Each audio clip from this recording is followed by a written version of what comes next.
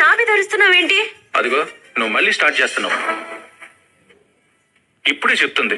నేనెంత చెప్పినా నా ఉద్దేశం నువ్వు అర్థం చేసుకోకపోతే ఎలా? ఏంటమ్మమ్మా బావలా మాట్లాడుతుంటే నువ్వు సైలెంట్ గా నించుంటావు? చెప్పలేవా? మా ఇద్దరికి పెళ్లి చేయాలని నీకు లేదా? ఎందుకు లేదే, ఉంది. నువ్వెలా కోరుకుంటున్నావో మీ ఇద్దరు పెళ్లి చేసుకుంటే బాగుంటుందని నేను కూడా అలాగే కోరుకుంటున్నాను. కాకపోతే వాడి మనసును కాదని నేను ముందుకెళ్ళలేను. అసలైనా నీ తొందరపాటుతనం వల్లే వాడు నీకు దూరంగా ఉంటున్నాడు. అసలు ఆడపిల్ల అంటే ఎలా ఉండాలి? కట్టుకోవాలి అనుకున్న వాడిని చుట్టూ తిప్పుకోవాలి, అంతేగాని వాడి మీద పడి అరవడం ఎందుకే? నువ్వు ఇలా చేస్తే వాడికి కోపం వస్తుంది.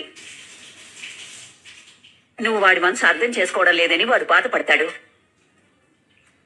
నువ్వు ఇలా పదే పదే గుచ్చి వాడిని అడిగితే నిజంగానే నీ భయం నిజమైన ఆశ్చర్యం ఏమీ లేదు. అమ్మమ్మా అవునే, అందుకే మెదలకుండా సైలెంట్ గా ఉండు. సరే ఇన్ని చెప్తున్నావు కదా, మరి దాన్ని నువ్వైనా బయటికి పంపించేయచ్చు కదా? ఎలా పంపిస్తానే? వాడిని చెప్పిన తర్వాత కూడా ఆ పని నేను ఎలా చేయగలను? అయినా నా మనవడి విషయంలో నువ్వేం కంగారు పడకు, ఎలాంటి భయాలు పెట్టుకోకు. ఎప్పటికైనా రంగా నీ మొగుడే. ఖచ్చితంగా వాడు నీ మెళ్ళలోనే తాళి కడతాడు, నిన్నే ఏలుకుంటాడు.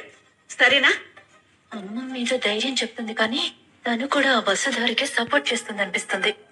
నేను ఇంకెలా మౌనంగా ఉంటే అది ఎక్కడికి వెళ్తుంది. ఆ బస్సుధార బావని నా జీవితంలో నుంచి తుడిచి పడేస్తుంది. వెంటనే ఏదో ఒకటి చేసి దాన్ని ఇంట్లో నుంచి ఈ ఊరికి దూరంగా వెళ్లేలా చేయాలి. మళ్ళీ ఇంకెప్పుడు మా జీవితంలోకి రాకుండా చేయాలి. ఉసి, ఎక్కడికి వెళ్తున్నావు? ఎక్కడికో ఒక దగ్గరికి వెళ్తున్నానులే, నీకెందుకు? అది కాదే, నువ్వు ఇలా చిన్నపిల్లలా పెట్టి చేయకు. కొంచెం అర్థం చేసుకో. ఇప్పుడే కాదు, పెళ్ళైన తర్వాత కూడా కాపురంలో ఇలాంటి సమస్యలు ఎదురవుతూనే ఉంటాయి. అలాంటప్పుడు ఆలోచించి నిర్ణయం తీసుకుని కాపురాన్ని కాపాడుకోవాలి. అంతేకాని ఇలా ఆవేశపడి కోపంలో అరుస్తూ గొడవ పడితే ఏం లాభం ఉండదు.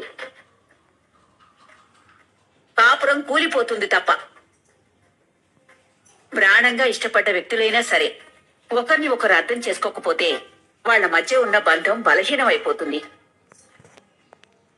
చివరికి ఆ బంధం తెగిపోతుందే. అందుకే నువ్వు కొంచెం ఓపికతో ఉండు. ఓ అమ్మమ్మ, నువ్వెన్నైనా చెప్తావు కానీ బాధ అనుభవించేది నేను. అది ఎలా ఉంటుందో నాకే తెలుసు. నువ్వు కూడా మీ అమ్మలాగా పెళ్లి కాకుండానే సంసారం చేసేలా ఉన్నావే. తండ్రెవరో తెలియని బావ, అత్త పేరు చెప్పుకోలేని అత్త, అన్నీ మీకే చెల్లును. ఏంటి ఏంజల్, ఏమైంది? చెప్పే ఏంజల్, ఏమైంది? ఏం లేదులే అత్తయ్య. మరెందుకు అలా ఉన్నావు? అసలు నీ వల్లే అత్తయ్య ఇదంతా జరిగింది.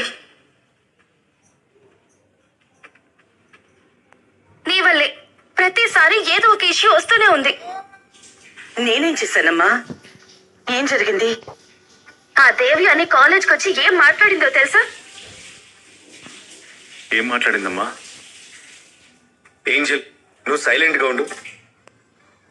ఏం లేదు సార్, ఏం జరగలేదు. మీరు అవేం పట్టించుకోవద్దు. అదేంటి మనం ఆపుతావు? అసలు ఏం జరిగిందమ్మా? తనేం మాట్లాడిందో చెప్పు. ఏం మాట్లాడుతుంది? నోటికి ఇష్టం వచ్చినట్టు మాట్లాడింది. నేనేదో బావతో క్యాజువల్ గా మాట్లాడడానికి కాలేజీకి వెళ్తే కాలేజ్ ని పార్క్ చేసేస్తున్నారు, గెస్ట్ హౌస్ చేసేస్తున్నారు, మీ ఇష్టం వచ్చినట్టు అయిపోయింది అని చాలా నీచంగా మాట్లాడింది. ఆ పక్కనే శైలేంద్ర కూడా ఉన్నాడు. ఇద్దరు కలిసి ఇష్టం వచ్చినట్టు మాట్లాడుతున్నారు. మనో బావనేమో తండ్రి ఎవరో తెలియదు అని మాట్లాడుతుంది. అసలు అలాంటి వాళ్ళందరికీ ఎందుకు అవకాశం ఇవ్వాలత్తయ్య? నిజమేంటో చెప్తే ఇలా ఒకరి ముందు తల వంచుకోవాల్సిన అవసరం ఉండేది కాదు కదా. ఒకరు క్వశ్చన్ చేసే అవసరము ఉండేది కాదు కదా. ఎందుకు చెప్పాలి నేను? చెప్పాల్సిన అవసరం ఏముంది? నా వ్యక్తిగత జీవితం నా ఇష్టం. నా వ్యక్తిగత జీవితం వల్ల నీకేమైనా ప్రాబ్లమా? లేదంటే తనకేదైనా ప్రాబ్లమా? సొసైటీకి ఏమైనా ప్రాబ్లమా?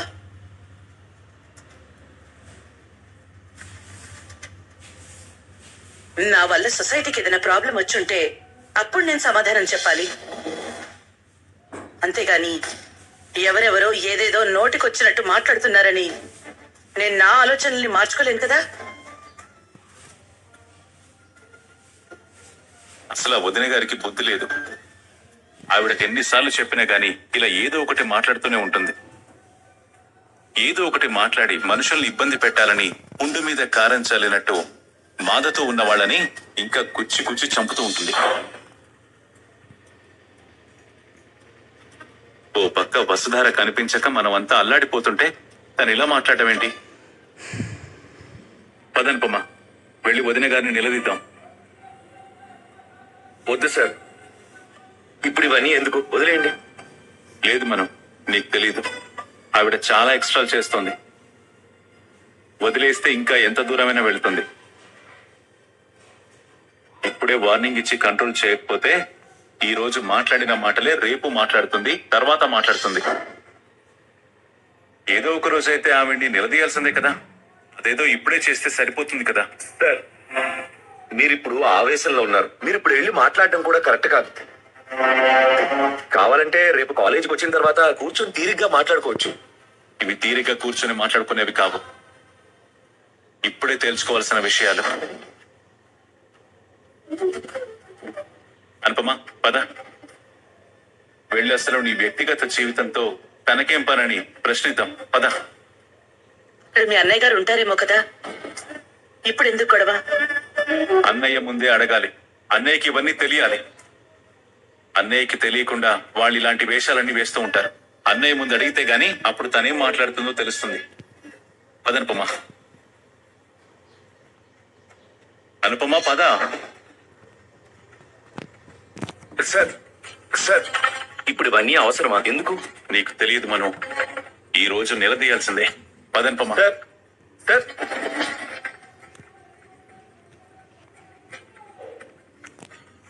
నేను వద్దని చెప్తున్నాను కదా ఏంజల్, ఎందుకు చెప్పావు?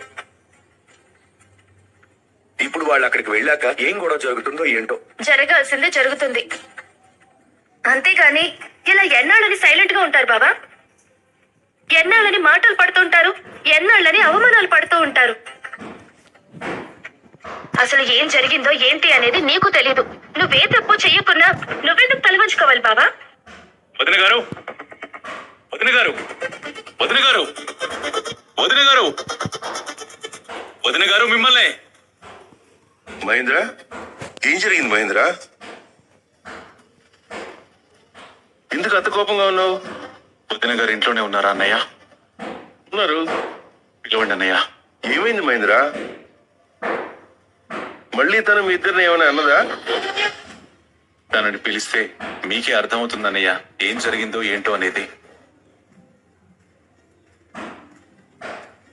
దేవేని, దేవేని. వస్తున్నానండి. ఎప్పుడొచ్చారు మహేంద్ర? అయినా అలా నుంచునే ఉన్నారేంటి? కూర్చోండి, ధరణికి చెప్పి కాఫీ తెప్పిస్తాను. వద్దు వదిన గారు, మేము మీ ఇంటికి వచ్చింది కాఫీలు టీలు తాగేసి వెళ్ళడానికి కాదు. మరెందుకు వచ్చారు? అయినా ఇంటికి వచ్చిన వాళ్ళకి మర్యాదలు చేయడం సాంప్రదాయం. మర్యాదలు చేయడమే కాదు వదిన గారు, మాట్లాడడం కూడా తెలిసి ఉండాలి. ఇప్పుడు నేనేమన్నాను మహేంద్ర? ఎందుకు ఇలా మాట్లాడుతున్నావు? నాతో గొడవ పెట్టుకోవాలని ఇలా వచ్చావా, ఎంటుకోవాలని ఇలా వచ్చావా ఏంటి? మీరు గొడవ పెట్టుకున్నారు కాబట్టే మేము ఇక్కడికి వచ్చాం. అనుపమా, అన్నయ్య ఇక్కడే ఉన్నారు కదా, ఆయన ముందే వదిన గారితో నువ్వేం మాట్లాడతావో మాట్లాడు, నీకేం భయం లేదు. ఏంటి మహేంద్ర ఇది? అసలు నువ్వేం మాట్లాడుతున్నావు? మీరు మాట్లాడిన దాని గురించి.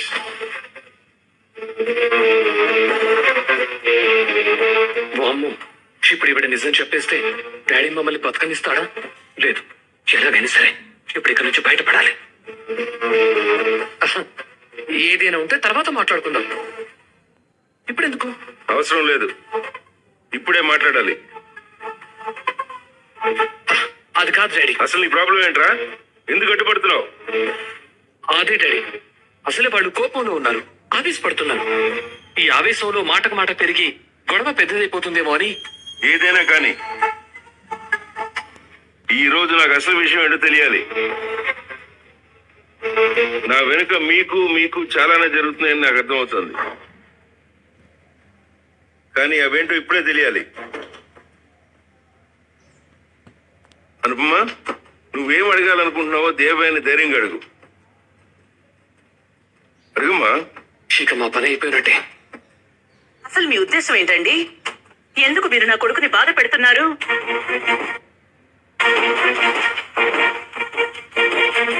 ఎందుకు వాణ్ణి వేదనకి గురి చేస్తున్నారు? మేమేం చేసాం ఇప్పుడు? కాలేజీలో మీరు నా కొడుకు దగ్గరికి వచ్చి ఏం మాట్లాడారో అప్పుడే మర్చిపోయారా? నువ్వు కూడా మీ అమ్మలాగా పెళ్లి కాకుండానే సంసారం చేసేలా ఉన్నావే. తండ్రెవరో తెలియని బావ, భర్త పేరు చెప్పుకోలేని అత్త, అన్నీ మీకే చెల్లును. అలా ఎవరైనా మాట్లాడతారా? వాడి తండ్రి గురించి రకరకాలుగా అడిగి ఎందుకు వాడిని అవమానపరుస్తున్నారు? ఏదైనా ఉంటే నన్ను అడగండి, వాడిని ఎందుకు అడుగుతున్నారు?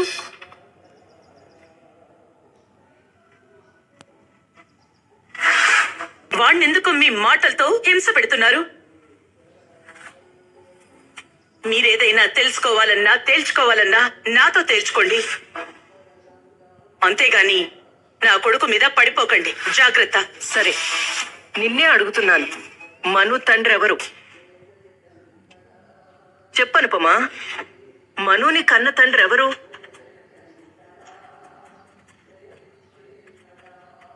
అసలు అతను ఇప్పుడు ఎక్కడున్నాడు?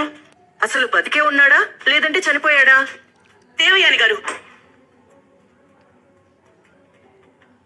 నోరదుపులో పెట్టుకుని మాట్లాడండి. ఇంకొకసారి మను తండ్రి గురించి అలా మాట్లాడితే నేను ఊరుకోను. అనుపమా, నువ్వు ఇలా నిజం చెప్పకుండా దాచేస్తే అందరూ ఇలాగే అనుకుంటారు, ఇంకేదేదో ఊహించుకుంటారు. అందుకే నిజం చెప్పు. మీరెంత ట్రై చేసినా నేను మీకు నిజం చెప్పను. ఎందుకు చెప్పవు? అది నా ఇష్టం. నీ ఇష్ట ప్రకారం నడుచుకోవడానికి కుదరదు. నువ్వు లోకం మధ్యలో బతుకుతున్నావు, అన్ని విషయాలు అందరికీ తెలియాల్సిందే. ముఖ్యంగా ఒక బిడ్డకి తల్లిదండ్రులు ఎవరనేది తెలియాలి. అదంతా నాకు అనవసరం. మీకు కూడా ఆ విషయం గురించి అవసరం లేదు. మీరు ఇంకొకసారి ఈ విషయంలో జోక్యం చేసుకోకపోతే మీకే చాలా మంచిది. జోక్యం చేసుకుంటాను, నాకు తెలియాల్సిందే మను తండ్రి ఎవరనేది. ఇంక చాలా ఆపుదేవని. నువ్వు నీ కొడుకు చేసే పనికి నా తల కొట్టేసినట్టు అవుతుంది. మీ ఇద్దరికి చాలా సార్లు చెప్పాను, అనవసరమైన విషయాల్లో జోక్యం చేసుకోకూడదు అని. ముందు వెనక తెలియకుండా ఎదుటి వాళ్ళని ఇబ్బంది పెట్టేట్టు మాట్లాడకూడదు అని. కానీ మీరు మాత్రం అలానే ఉన్నారు, అలానే మాట్లాడుతున్నారు. చిచ్చేయ్. ఇంకెప్పుడు మీ తల్లి కొడుకులకి బుద్ధి వస్తుందో ఏంటో నాకైతే అర్థమే కావట్లేదు. అమ్మా అనుపమా, వాళ్ళు చేసిన తప్పే, అందుకు వాళ్ళ తరపున నేను నిన్ను క్షమాపణ అడుగుతున్నాను. మీరంత పెద్ద మాట అనద్దు సార్. వీళ్ళు నా జోలికి నా కొడుకు జోలికి రాకుంటే సరిపోతుంది సార్. పద మహేంద్ర. ఒక్క నిమిషం మహేంద్ర.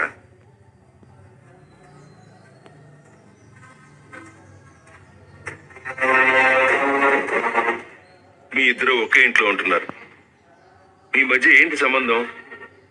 అసలు మను కన్న తండ్రి ఎవరు అని దేవయాని మిమ్మల్ని అడిగి ఉండొచ్చు. తనకి మీ గురించి తెలియకనో లేదంటే కుటుంబ పరువు ఎక్కడ బజారున పడుతుందో అని భయంతో అలా అడిగి ఉండొచ్చు. మీ వదిన గారి క్యారెక్టర్ నీకు బాగా తెలుసుగా మహేంద్ర. చిన్న చిన్న విషయాలకే పరువు సాంప్రదాయం అంటూ రాద్ధాంతం చేస్తూ ఉంటుంది కదా. నాకు మీ గురించి పూర్తిగా తెలుసు. మీరు ఎలాంటి తప్పు చేయరని నా నమ్మకం కాబట్టి నేను దేవయానికి ఏదో రకంగా సర్ది చెప్పగలను.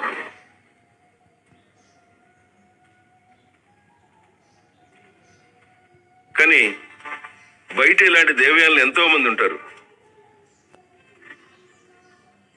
వాళ్ళకి ఎవరు సర్ది చెప్తారు, ఎలా సర్ది చెప్పగలరు? అందుకే చెప్తున్నాను మహేంద్ర, ఎంత త్వరగా వీలైతే అంత తొందరగా ఈ ప్రాబ్లం సాల్వ్ చేయండి. నలుగురు నోళ్లలో మనం ఎప్పుడు చెడుగా నానకూడదు, ఒక ప్రశ్నగా మిగిలిపోకూడదు. ఇక మీరు వెళ్ళరండి. పద. దేవయాని, శైలేంద్ర, ఇలాంటి గొడవ ఇంకొకసారి పెట్టకండి. ఇక నుంచైనా పక్క వాళ్ళ మీద దృష్టి పెట్టకుండా మీ పనేదో మీరు చూసుకోండి.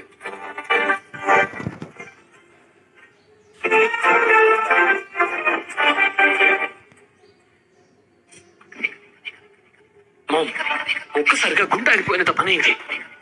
అవునరా, నాకు కూడా అలాగే ఉంది. డాడీకి నీ మీద కోపంతో పాటు సానుభూతి, ప్రేమ కూడా ఉంది మామ్. అందుకే కదరా నేను ఇన్ని రోజులు ఆయనకి తెలియకుండా ఇలాంటి పనులు చేస్తున్నాను.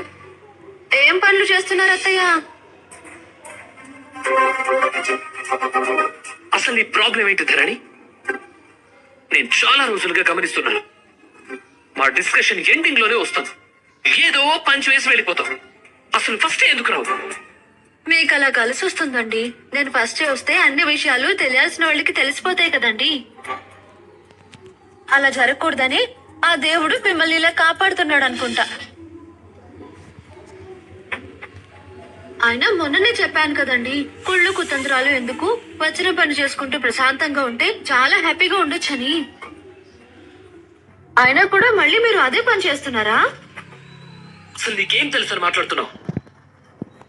కుట్రలు కుతంత్రాలు చేయడం అంటే చిన్న విషయం అనుకుంటున్నావా? ఒక పదవి మీద ఆశ కలిగిందనుకో, దాన్ని దక్కించుకోవాలని నా మనసు పదే పదే ఆరాట పడుతూ ఉంటే, ఎదుటి వాళ్ళు అందుకు నాకు అర్హత లేదు అంటుంటే, నాలో నేనే కృంగి కృషించిపోతుంటే, నాకు నేనే సర్ది చెప్పుకుని ధైర్యం తెచ్చుకుని ఆ పదవిని ఎలాగైనా సొంతం చేసుకోవాలని, దాని గడ్డుగా నిల్చిన వాడిని అడ్డు తొలగించుకోసమని 1కి 10 సార్లు ఆలోచించి అందులో కొన్ని ఫైనల్ చేసిన తర్వాత అసలు నేను చేసిన ప్లాన్ కరెక్టేనా కాదా, అది సక్సెస్ అవుతుందా లేదా అని రకరకాలుగా బుర్ర వేడెక్కేదాకా ఆలోచిస్తుంటే, మధ్య మధ్యలో కాఫీ కావాలా నువ్వు వస్తుంటే, నిన్ను మ్యారేజ్ చేయలేక, ప్లాన్ హిట్టో పట్టో తెలియక నాలో నేనే బదరపడి బాధపడి చివరికి ప్లాన్ చేస్తే అది ఫెయిల్ అవుతుంది. ఏంట్రా ఇలా జరుగుతుందని తలలు పట్టుకుని నెక్స్ట్ బెటర్ గా ప్లాన్ చేద్దామని ఆలోచిస్తుంటే, నువ్వు వచ్చి ధర్మమే గెలుస్తుందని మా అసలు సన్నగిల్లేలా చేసి వెళ్ళిపోతున్నావు. ఏంటి ధరణి ఇది? చాలు చాలు చాలు, ఇక ఆపండి. ఇంకొక 10 సెకండ్లు చెప్తే మీ ఊపిరి ఆగిపోయి ఉండేదండి. ఇంకొకసారి ఇలాంటి లెంత్ డైలాగులు వద్దులండి. మీరు చిన్న చిన్న డైలాగులు ముక్కలు ముక్కలుగా చాలా బాగా చెప్తారండి. చూసావు మమ్మీ ఎలా తీసి పడేసిందో? నువ్వు ఉండరా. అయినా నువ్వేంటి ధరణి కరెక్ట్ గా సీన్ ఎండ్ లో వస్తావు? సినిమా చూస్తేనే కదా అత్తయ్య గారు రివ్యూ ఇచ్చేది. నువ్వు మా సినిమా చూడక ముందే రివ్యూ ఇస్తున్నావు కదా. దాని రివ్యూ నాకు ముందే తెలుసు కదండి.